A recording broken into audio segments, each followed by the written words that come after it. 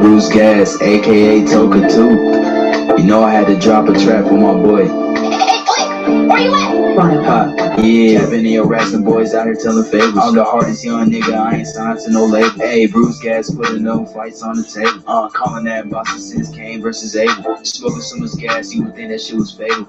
I'm the people's champion like Muhammad Ali. Shout out BruceGas, one day we gon' meet. Yeah, we gon' blow it down, we gon' smoke with hella weed. Yeah, we gon' blow it down, take a hit out the Toka 2. Slipping hella shots, feel like Tyson with the peak. Little Glock by my side, but it hit just like Isaac Cruz. Shout out Mad Chad, real shit, that's my fucking dude. We always cooking on the panel. Strapped to my side, I ain't talking about no sandwich. Bruce passed me the blunt, I'ma light it like a candle. Ayy, non-stop bars, man, I always spit flames.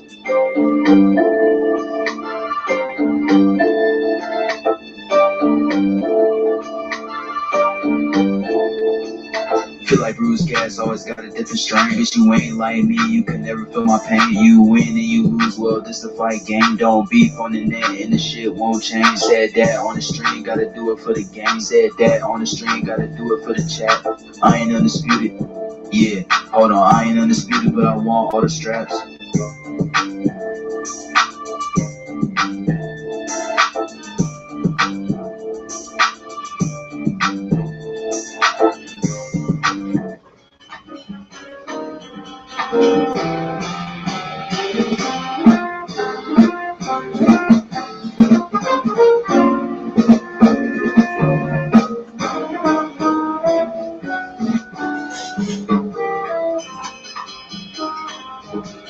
Good morning, good afternoon, whatever it may be.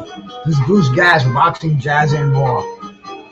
We're going to talk about the effectiveness, the complications, the turmoil.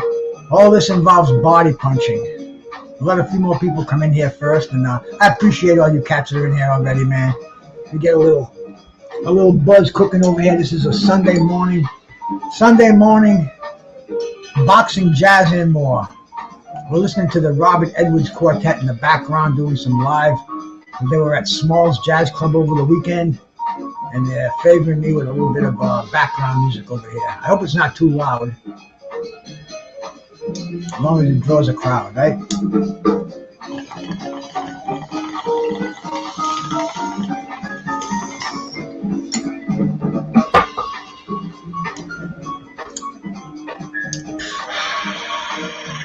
Nothing like that sweet blueberry on a Sunday morning. Got a little nugget here that I'm trimming up to get everything going over here, man. You know, I wanted to go back. I hope you guys go to my On This Day page. I always like to put out something that happened on this glorious day in the boxing world.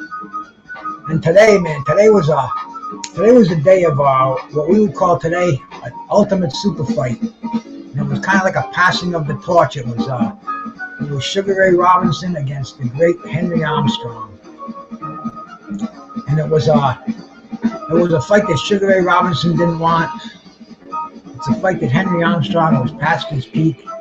He had burned through his approximately $500,000 that he made back in the day. And inevitably, economics dictated, and they got in the ring in Madison Square Garden. Sugar Ray Robinson and Henry Armstrong. And it was kind of anticlimactic. You know, Robinson won a majority decision, a unanimous decision. I don't think Armstrong really won a round in that fight. But it's part of our glorious history in boxing. And I like to share things like that with you. You know, Robinson was 22 years old, 44-1. Armstrong was 33 years old. He already had 135 victories, 17 losses, and 7 draws.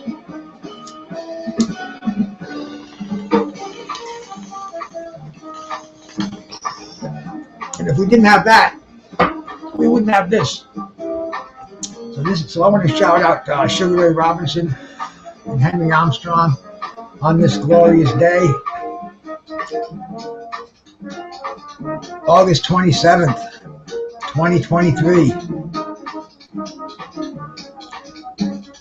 we talk about low blows in boxing, man. Let me shout out who came in here too, man. I definitely don't want to neglect that, man. My brother JC who stopped in here, man. Shout out to you, bro. My man Skywalker Boxing, TNTWT. I say TNT, man, because there was a dynamite on the brain.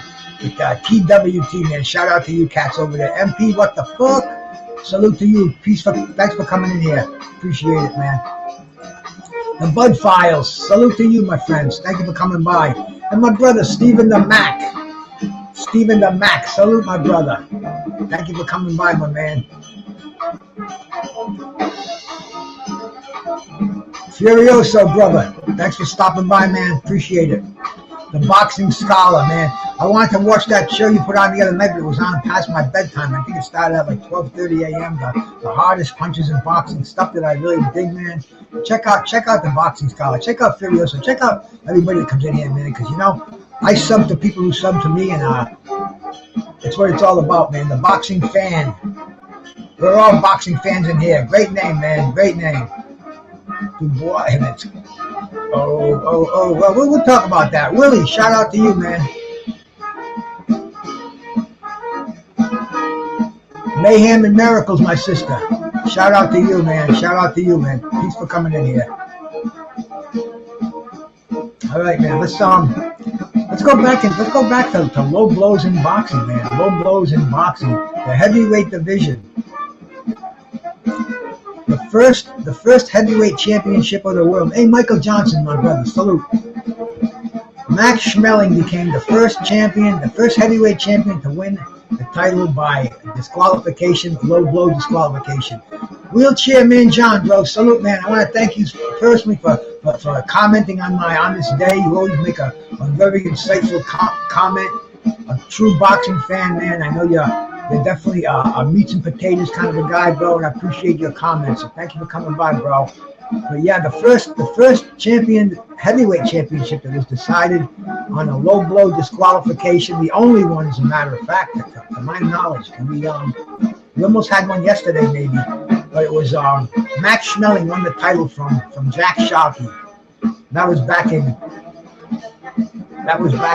June 12th in 1930. And that was because the reigning champion, Gene Tunney, had retired. And so they boxing set up the number one, Sharkey the number one contender, Schmeling the number two contender for the vacant title. It was a fast match with Sharkey winning the first 3 rounds. And then he nailed Max Baer with a low blow. Maybe a lot of acting going on there. It's definitely a fight worth watching. But it went to show you that we weren't screwing around with the rules, man. The rules of boxing is above the belt line. And this was maybe a part of things to come. Let me get the buzz cooking over here, man. Enjoying this. It's kind of it's a cloudy day out there. We had rain last night. No rain yet today. It's very comfortable, 73. It's not humid. I went out for a walk this morning. Nice day out there. But like I said, there's no sun. It's not like a typical autumn day, a typical summer day, late summer day, man. I say autumn, man. Damn, where did this summer go? It's already the 27th. Almost September 3rd, almost Labor Day. Damn, I put my air conditioner. My wife actually, she went out last year and bought a couple of air conditioners. Hey, my brother Remy, shout out to you, man. I lived here for over 40 years, never used air conditioners once. But last year, we broke down, put a couple of them in, used them maybe 2 days all year. I don't think they're going to be used anymore unless we have a real heavy heat wave in September. I don't think that's going to happen. Not where I live anyway. Because I think I've showed you cats this before. Let me see if I can bring this up. This is kind of a fun thing here. This is my my security system. Let's see if this works. All right, thank you very much, ladies and gentlemen. Welcome to Small's Jazz Club. Thanks for keeping us company this Wednesday evening. You're listening to the great Jeff Patton on the piano. Give it up to Jeff Patton. Is it coming up? Yeah, it is, man. See, this is what I turn on every day to see what's going on outside. This is the front walk up there, man. This is my favorite one though, man. This is the Monhoe Bay.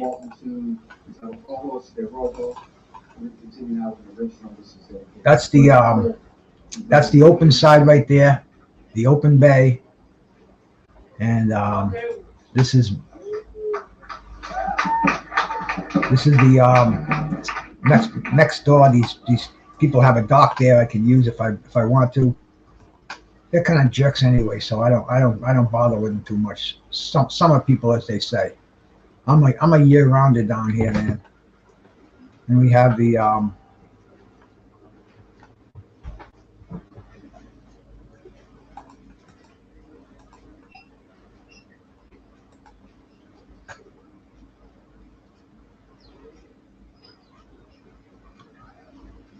front house there, the front door.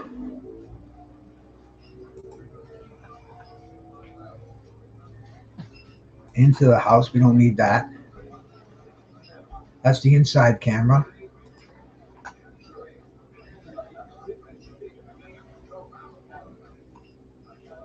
Back to the bay side. But anyway, man, this is kind of my security system. I want to throw a couple more cameras on there. Marky Don, salute, bro. Salute, man. We'll get that out of there. We don't need that up there right now. That's just the, like I said, that's the, I'm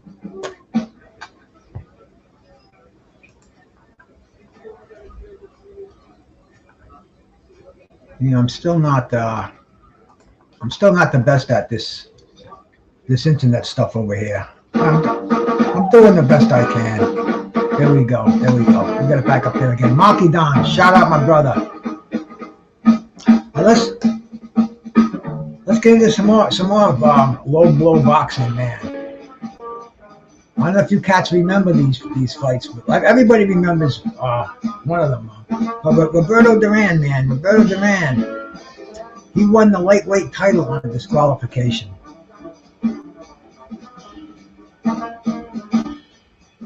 A Grenadian heavyweight champion, oh bro. A lot of controversy in that, just like boxing in general. Let me talk a little bit about Roberto Duran. Roberto Duran took on Ken Buchanan back in 1972, the year I graduated high school, man. Like the month I graduated high school, it was June 26th.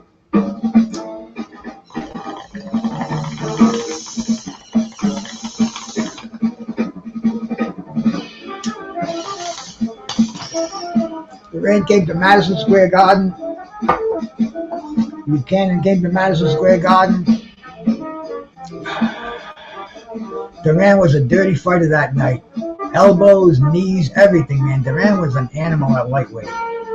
Duran was the true animal. Buchanan was the betting favorite. He was the lightweight champ of the world from Scotland. 18,000 people in Madison Square Garden, and Duran scored a flash knockdown in the first round. Buchanan was trying to box Duran, but Duran was just too much. He was just too much, man. He only received one warning for low blows. He was throwing them all night.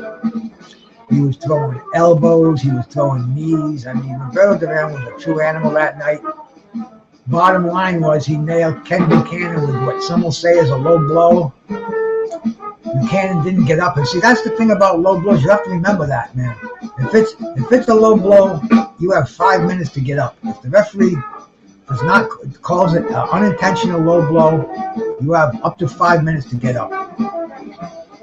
Buchanan couldn't make it up. He lost his title on the stool. He lost his title because he couldn't continue after what was called a legal low blow. Was it a legal low blow? You'd have to watch the fight and judge yourself. Even like yesterday. Was that a legal low blow? Was that a legal body shot? That I just said legal low blow. Talk about a freaking talk about a contradiction. I watched the fight. I didn't think it was illegal when I watched the replays of it. Because one thing I did notice One thing I did notice, man, I noticed when the fight started, usually a referee will get you in the ring and say your trunks are okay. Anything below here is a low blow. I didn't see that. I didn't see that at all in that fight.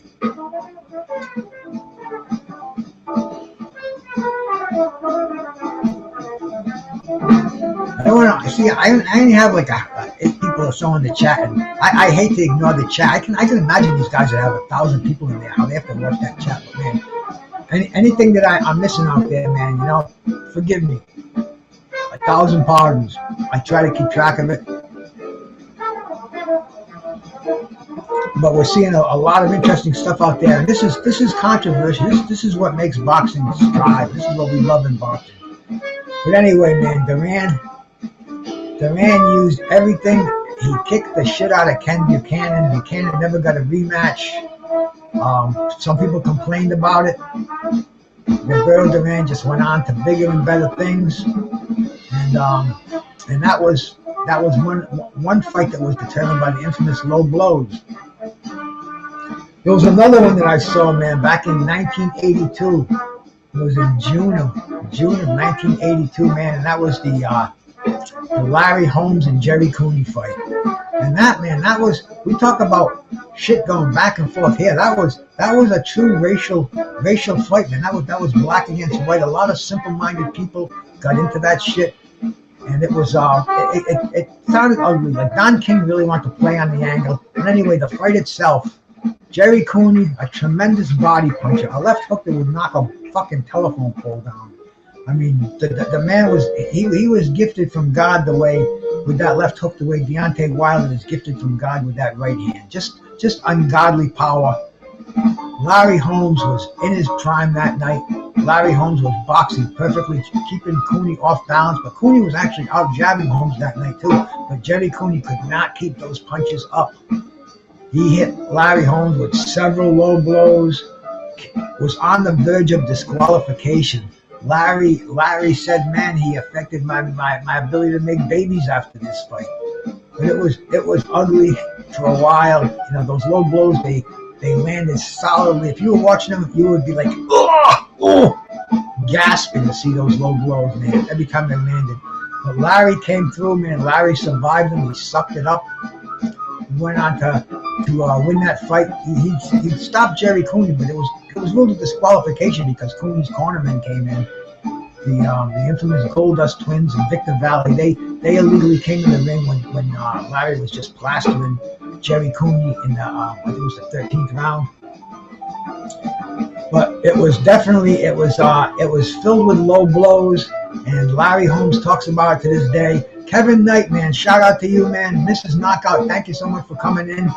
Appreciate it. This is Sunday afternoon already, man. It's past noontime on a glorious Sunday over here. And I'm just recapping some of the interesting things I saw with low blows. Cause I mean, last night was not just low blows. We saw body shots. We saw fucking Big Baby Anderson chop a tree down, man, with tremendous body shots. Ooh, we're gonna talk about that. I want to kind of keep the flow going in order. Although there is no order here, man. We can go back and forth and up and down. Let me do another hit on this blueberry over here. Maybe catch a little head rush. I got a little tincture here too, man. You know me, man. I love this tincture. I'm more of a tincture man than I am it's over there. Than I am a combustion man. But when I get on here, it's a nervous habit that I have. I guess it's a tick or something. Hey, that one guy Bones, shout out my brother.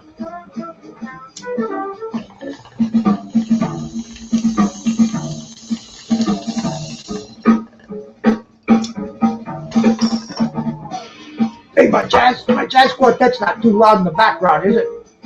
Because I want to make sure they know their place over here. And water, man, water. Stay hydrated, man. Number one rule of trying to stay healthy, you've got to keep those organs hydrated. You know how the boxers go for they lose all their weight, they expel as much water as they can, and then they hydrate. Sometimes they do it under very very controversial circumstances. But just continue drinking, man. Keep drinking. I got this lovely tumbler.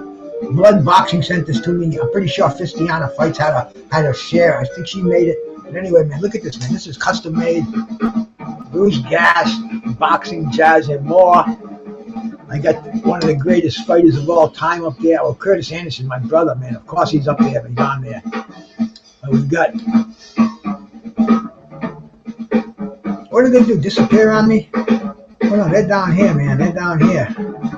We got the man, Marvin Hagler, marvelous Marvin Hagler, boxing. We got the Jazz. We got Miles Davis, man, the godfather of the Jazz. And we got me. So appreciate all you cats coming in here. Stay hydrated. Don't neglect water.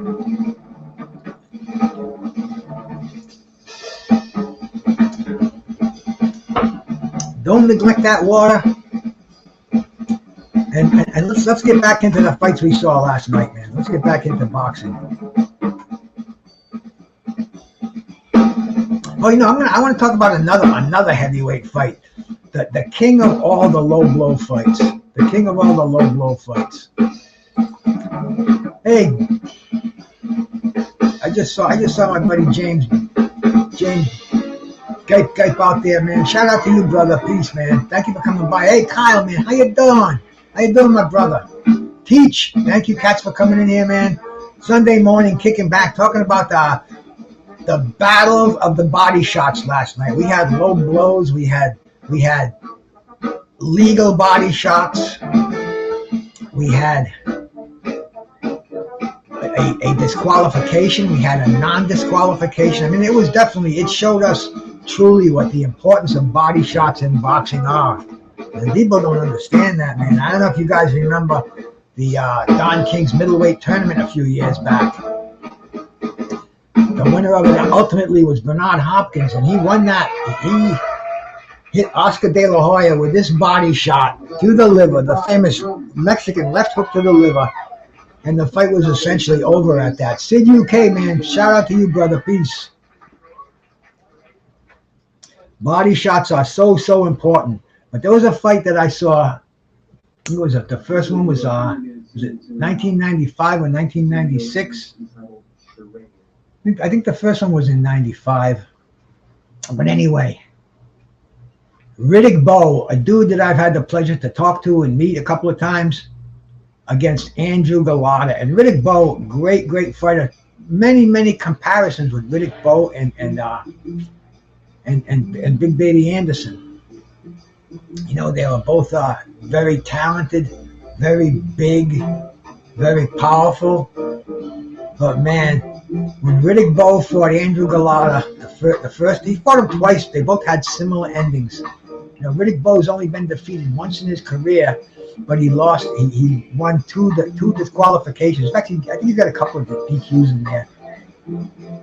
But this one was the Andrew Galata fight. Andrew Galata could not keep a body punch. Andrew Galata was kicking Riddick Bowe's ass in both fights.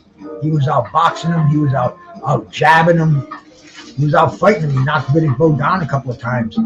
But unfortunately, he could not keep those punches above the belt line. He could not keep those body punches legal. He destroyed Riddick Bowe. He hit him so hard, man. He hit him so hard. Do I have the highlights of that fight? I think I do, man. Let's take a look at some of these. Let's take a look at some of these. See if I can bring this up here.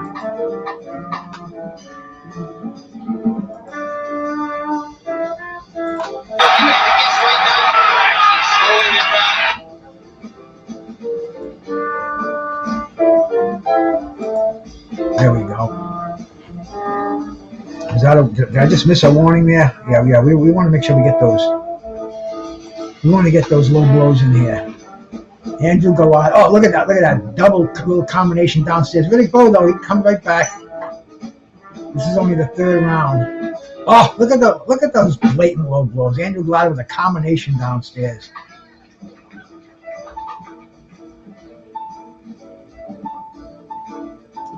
Galata did not want Bowe to have any more kids. No, sir. Oh, look at Riddick Bowe Beautiful overhand right, sweeping left hooks.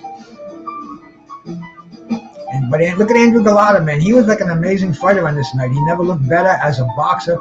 If he didn't use those low blows, he might have won this fight. Low clarity, salute.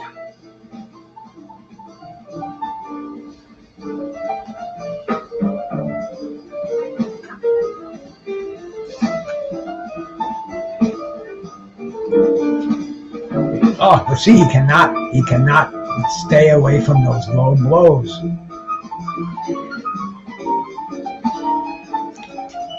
And there was a huge presence of Polish people and black people in Madison Square Garden. There was a riot after this fight. They literally had to have riot squad. Look at that! Oh man, these are unbelievable. Look at these low blows. Oh, gentlemen, I feel your pain.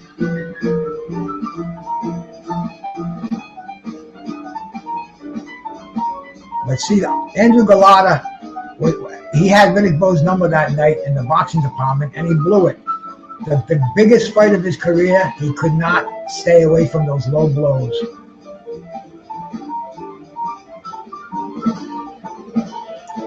He's making Riddick Bowe's head bounce along the ropes when he fights legally, but man, he just cannot avoid them. I don't know what it was. They had a rematch that was virtually the same thing.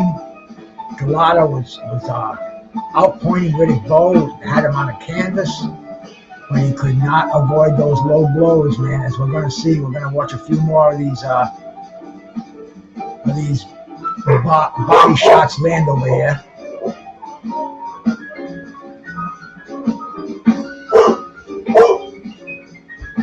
And this was a great fight. Oh, but that was it, man. Bo just... You have to forgive my dog in the background. I don't know what's going on, but he's barking at something up there.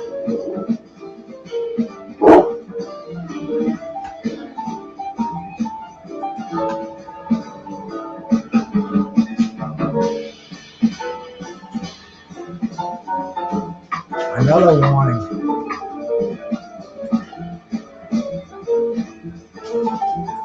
Yeah, it gets to be inevitable after a while with these low blows. It's like how many can you possibly keep firing up here, man? It's crazy. This was probably your most famous low blow fest in modern times, and that was it. Look at it. Raise the man's hand when he's on his back. And look at this riot.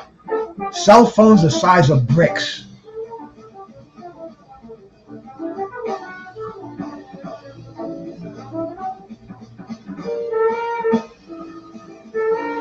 I mean, can you imagine if this happened yesterday? And I remember George Foreman, Jim Lampley at ringside, George Foreman, and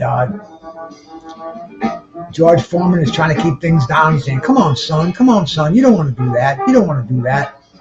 Jim Lampley was saying how he had his daughter was in the audience, and he was worried about her. I mean, it was a very, very somber moment in boxing. This is a rematch.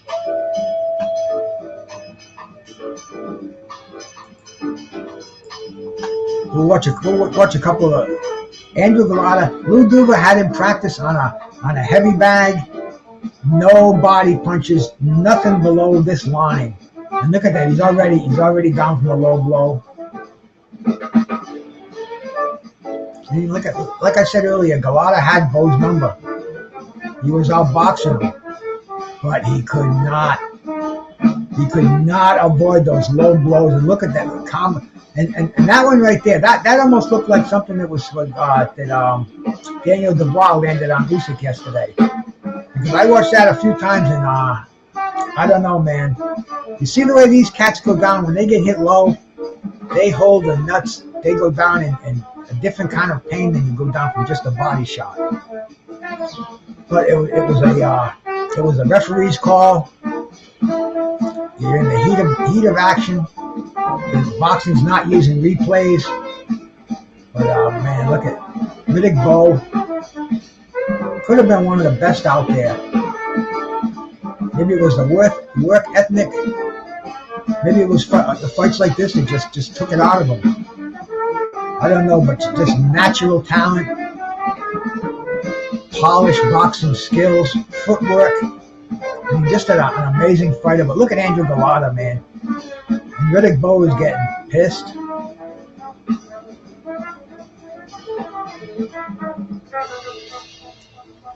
Riddick Bowe, he don't want this foolishness. He wants to get this big kid out of there. He doesn't want no more body shots. He doesn't want to get hit in the nuts anymore. Knocked Andrew Galata down. You can see the superior boxing that Riddick Bowe had. Look at those bolo punches almost, man. But Andrew Galata, you can't keep those gloves off the nuts, man. Gets another warning. Maybe even loses another point. Again, look at oh. But anyway, man, you can see what I'm talking about there. You can see the importance of body punches, the drastic impact of those low blows. But yeah, that was one that I saw and can never forget that. But let's go to last night, man. Let's go to last night. So see if I can find the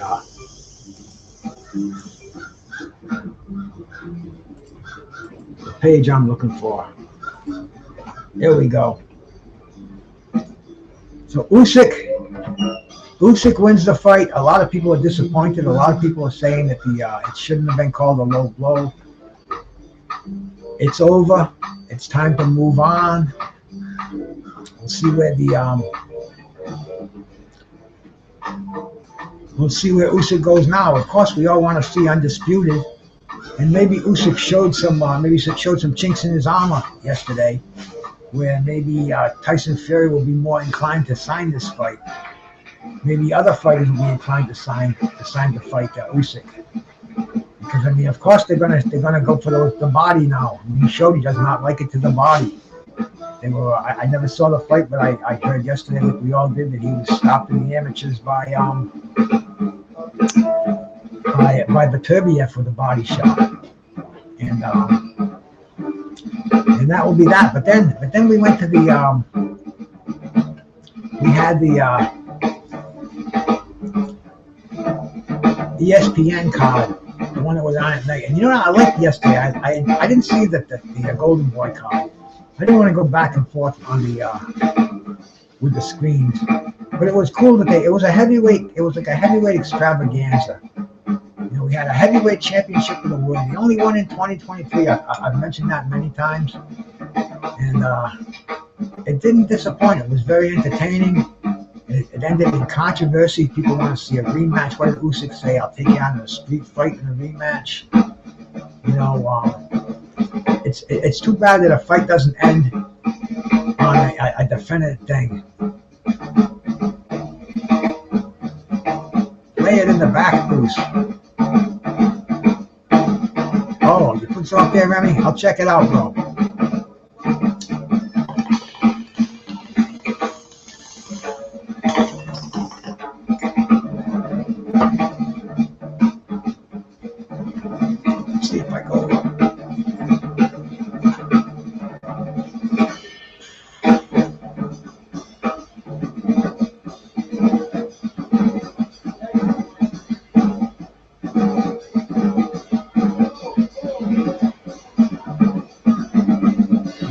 I'm watching that right now, Remy. I saw that this morning on here. You know, from different angles, it looks like a low blow. From other angles, it doesn't. It looks borderline. Marquez Robinson, shout out, man. Thank you for coming by. I appreciate it. Appreciate you in the building, man.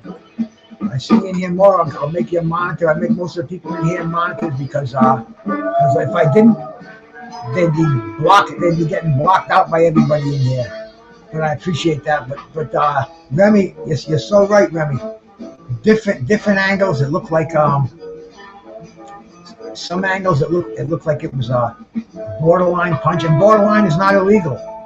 There are some delicate organs down there. Somebody mentioned a bladder punch. I don't know what that is, but the body is not meant to be pounded on, and it's got some delicate organs in there.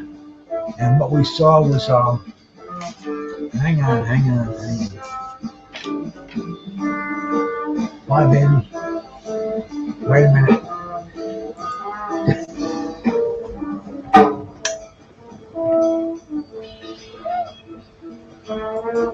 Okay. My wife's going to the store with her sister. Usyk did the old school boxing trick. He wore his trunks high. Well, you see, the referee didn't. Usually, when a fight starts, one of the things the referee always says, he mentions low blows. He'll say the trunks are a little too high.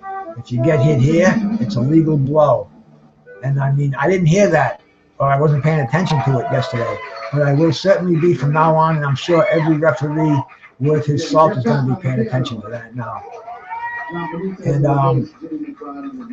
you know, that fight's history now. We went to the Big Baby Anderson and the Rudin, what's his name? Rudenenko, whatever his name was. He was a disappointment. There was a disqualification. The dude looked real cocky in the ring. He didn't look like he had any repent. He was through those blatant low blows, and he looked like he didn't care. This is from a great record called Simple Pleasures. You know, Effie Ajagba. That's the one I was talking about right there, man. This dude was hitting him, Kasabuski. He was hitting him with low blows, blatant low blows.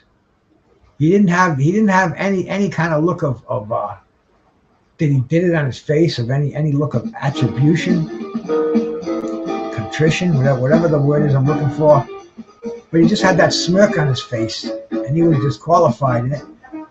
I mean, Effie Ajagba was looking good. He was nailing him with the punches. He was keeping him at bay. He was winning the fight, and just getting nailed by blatant low blows. Kasabuski was looking for a way out. He found that way out, and once again, it fit in with the boxing he had.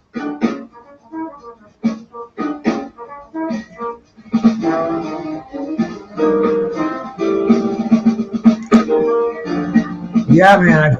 The referee didn't assert that rule before the fight. Very important world championship fight. But then we went over to, like I said, the ESPN2 card. What was it? Sky Sports, or was it the Zone? I don't even remember. Bob Arum was there, so it was something to do with Top Rank. But they once again showcasing Big Baby Anderson. And Big Baby Anderson, talk about body punches. He was landing the most amazing body punches. This was a show of legal body punches, of legit body punches. Rudenko just got busted up to the body. His body looked like it was. You could see the red welts. You could see the. I think Tim Bradley said it looks like a stuffed pizza that got busted open and is oozing out cheese.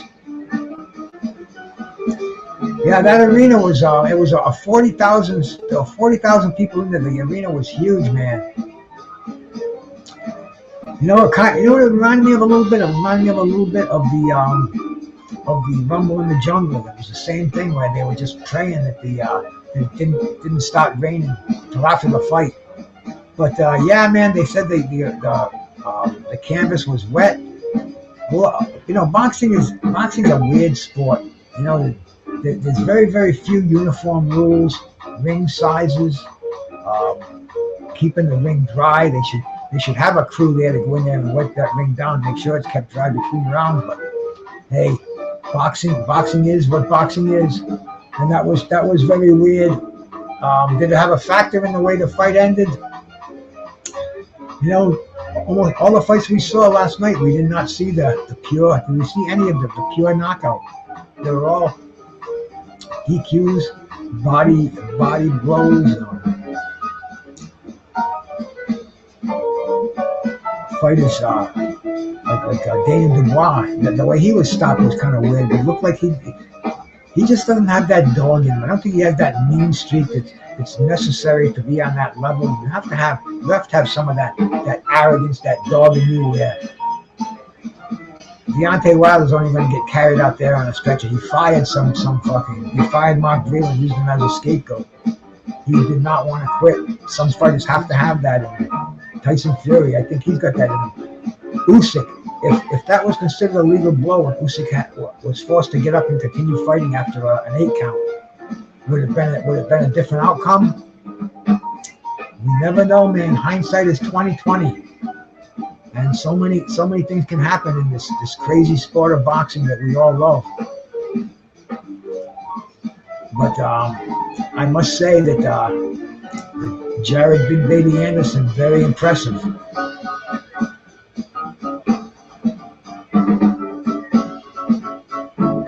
I don't know, man. I knew he was a prohibitive favorite. I thought it was going to be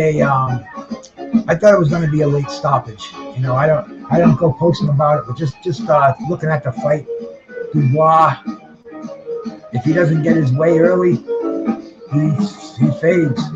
And Usyk, he proved he had the goods. He did show some chinks in his armor. I want to see him fight more often. That's the problem with boxing today. Fighters don't fight often enough, especially the heavyweight champion of the world. I mean, you know, people are saying, well, you know, Tyson Fury fighting Ngannou. Well, he gets a break. He can go fight he can go do a combat exhibition. Ali did that with Antonio Inoki. Yeah, but Ali fought twice before Inoki, then he fought Ken Norton after Inoki. And he might have even had somebody else in there, but Ali was very active. No comparison whatsoever. You know, Tyson Fury, we want to see him defend his title. It's not a way for a heavyweight champion to hold himself. And you know, Usyk, you need more defenses too, man. You know, I know it's a different world. You got the war going on in your country. It's not the boxing world that it was. You know, fighters don't fight as often as they do. They don't fight a fraction of what they did. You know, maybe it's because they're making the paydays that the fighters of yesteryear made from fighting several fights. I mean, we want to keep Anderson busy in the beginning, in his early stages in his career, right? He's been fighting for 3 years, and what has he had? 20 fights? I don't even know what his record is, man.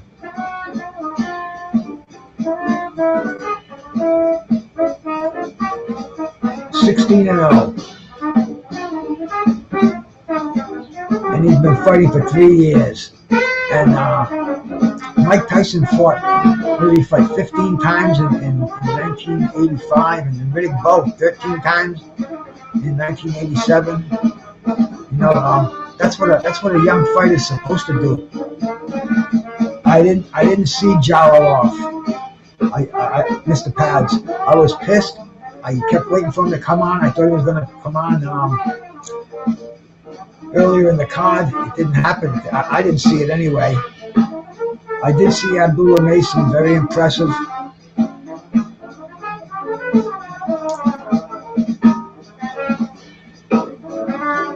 Very impressive stuff. But the whole thing is, man, body punches are key in this day and age. If you don't have a body punch, man, you don't have anything.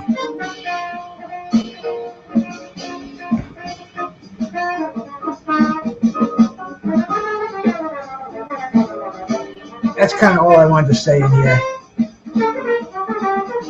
Just do a little recapping of what happened last night, yesterday afternoon.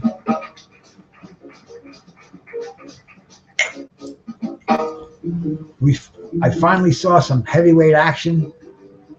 And it was a day-night doubleheader basically. So we got the 5 o'clock fight, a championship fight on at 5 o'clock in the afternoon. That's something we haven't seen since the days of Ali. Well, I guess we're seeing it now that we're getting the European cards. But I like the way it went. I like the way the action flowed last night. They did have some overlapping fights. I didn't catch that Top Rank card. Maybe I will later today.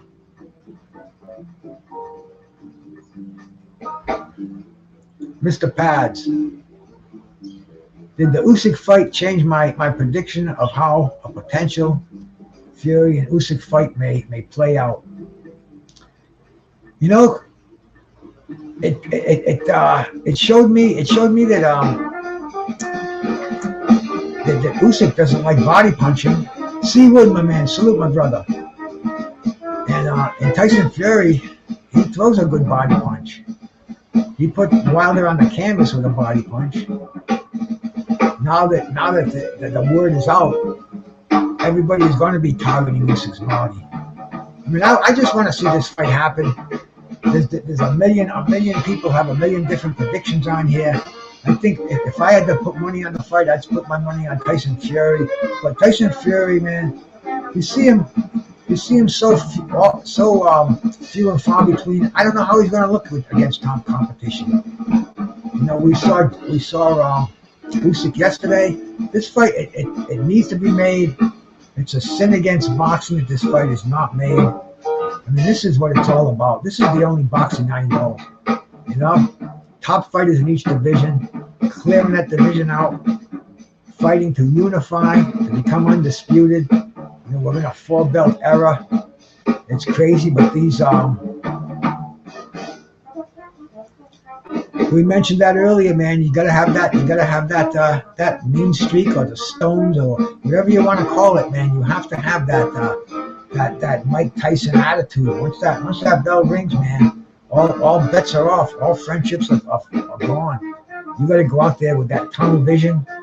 You gotta take somebody out. Dubois, after Usyk got up from that body shot, he should have went right back to that body. He didn't. He let him off the hook. And what we saw was Dubois getting stopped once again from almost from resignation. He knew he wasn't gonna get to Usyk. So we saw, and Jared Anderson, man, a great body punching exhibition. Great body punching exhibition. Now, if he can just keep up the momentum, fight often, throw some contenders in there, because he is fighting undefeated fighters, and he's making them look easy. The dude last night, he don't even get beaten by some of the let's see how we'll pull him. The top second tier fighters out there. But it was it definitely showed the importance of body punching. I mean, look at some cat like Joe Frazier, Jerry Quarry, man. Some of the great heavyweights from the old days. They just threw body punches and they cut you in half. And Jared Anderson, he showed the importance of that last night, man. That dude he was fighting last night, he didn't want any more. He didn't want any more body punches, man. Rudenko, he had enough, and we saw the importance of body punches. So I kind of showed you a few of them throughout the show here, man. If anybody has any more body punches they wanna bring up here, man, there's been a lot of them out there, man. Look at Mickey Ward with that left hook. That's a fight-ending punch right there, and it has ended fights where he's been way behind on cards. But that left hook to the liver, boom, he lands that a few times, and you're taking a knee. And if you're not Arturo Gatti, the fight's over. But Mike McCallum, another great body puncher. They called him the body snatcher. You know, these are the These are the fighters that we must study on these body punches. Fighters today, they should learn the value of these body punches. You know, it's not a headhunter's game out there.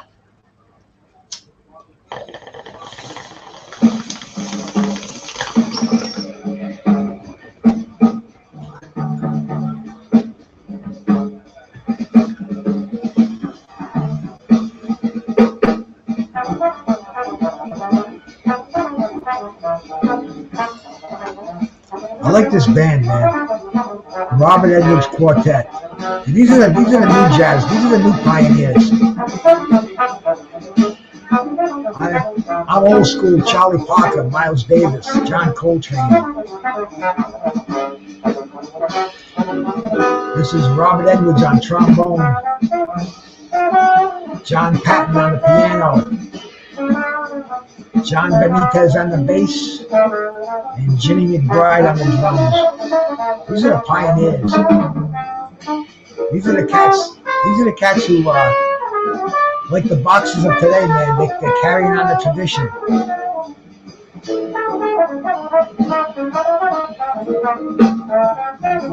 That stand-up bass. Jed Patton on the piano. Just got some very cool music, man.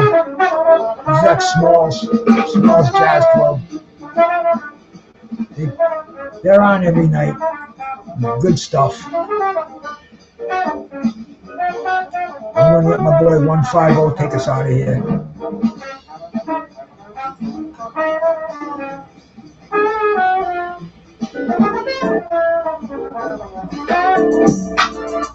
Shout out BruceGas, aka Toka too. You know I had to drop a track for my boy. Hey, Blake, where you at? Yeah, I've been in your wrestling boys out here telling favors. I'm the hardest young nigga, I ain't signed to no label. Hey, BruceGas putting them fights on the table. Calling that Boston since Kane versus Abel. Smoking so much gas, you would think that shit was fatal. I'm the people's champion like Muhammad Ali. Shout out BruceGas, one day we gon' meet. Yeah, we gon' blow it down, we gon' smoke hella weed. Yeah, we gon' blow it down, take a hit out the Toka too. Slipping hella shots, feel like Tyson with the people. Little Glock on my side, but it hit just like Isaac Cruz. Shout out Mad Chad, real shit, that's my fucking dude. We always cooking on the pan. Strapped to my side, I ain't talking about no sandals. Bruce passed me the blunt, I'ma light it like a candle. Ayy, non-stop bars, man, I always spit flames.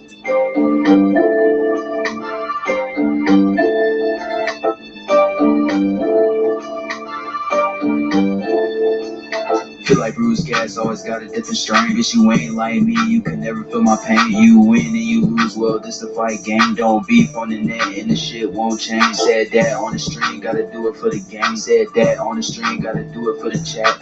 I ain't undisputed, yeah, hold on, I ain't undisputed, but I want all the straps.